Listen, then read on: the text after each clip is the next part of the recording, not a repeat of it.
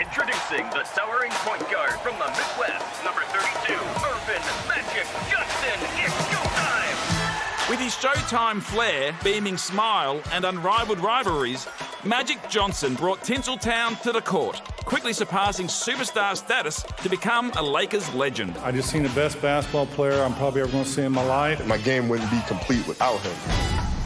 But in 1991, his shock HIV diagnosis sent ripples around not only the sporting world, but the entire globe, forcing Magic into early retirement. Because of the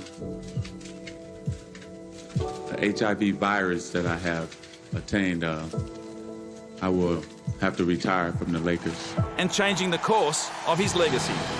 Magic becomes a role model for those who are also afflicted with the disease. To see somebody who has HIV on the dream team? He drove me to be a better basketball player. Now this great of the game is an entrepreneur, advocate, philanthropist, husband and father, and worth around 850 million Aussie dollars, proving everything he does is, well, you know. I can't believe I'm about to say this, but Magic Johnson, welcome to the project. How are you doing? I'm doing good. How you doing? I'm doing great, and it's such an honour to chat with you, and congratulations on the new series, They Call Me Magic. I was in basketball heaven. It's so good. Thank you. Thank you. I appreciate that. You and your loved ones talk about how, about Magic and Irvin being two different people. When did you realise that you could compartmentalise these two personalities? You know, it took me a while, I would say, probably when I first got with the Lakers, and we won them first couple of championships, and understanding that there's two different people, right? There's Irvin, who enjoys the quiet time, being away from the spotlight, away from the court, really just like alone time, and like to go to movies and just really stay at home. He's a homebody. Where Magic is more, you know, a people person, a guy who would do anything to win, competitor, you know, who's driven by success and winning. So thank God one fed the other. And so I was able to win on the court and make Magic what he is today, and then Magic made Irvin what he is today.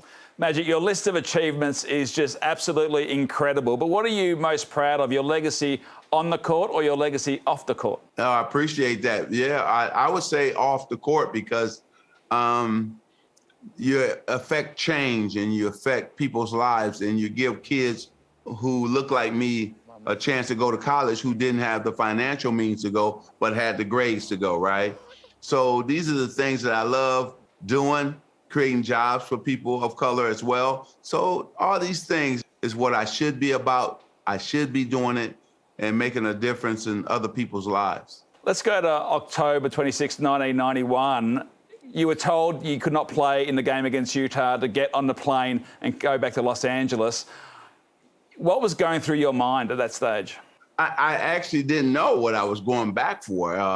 It was amazing because I tried to replay everything. Okay, what did I do? Or, you know, what could it be?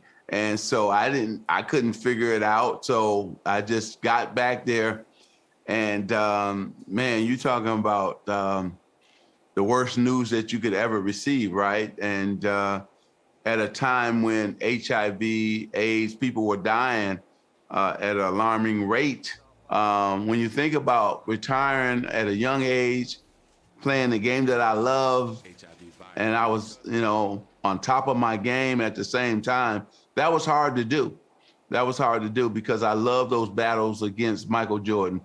We had just lost to the Bulls in the finals that summer right before, and we thought we were gonna play them again in the finals again. And so to now have to step away from being a Laker, that was difficult, man. Probably the toughest thing I ever had to do, right?